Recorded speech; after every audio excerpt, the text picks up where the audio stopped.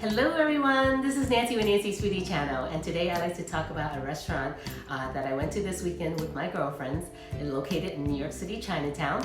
It's a new restaurant called Uncle Lou, and what they serve there is old Cantonese style countryside recipes, and it's quite delicious and unique. I went this weekend. I also provided the information on this video along with the dishes I had and the description of what I thought.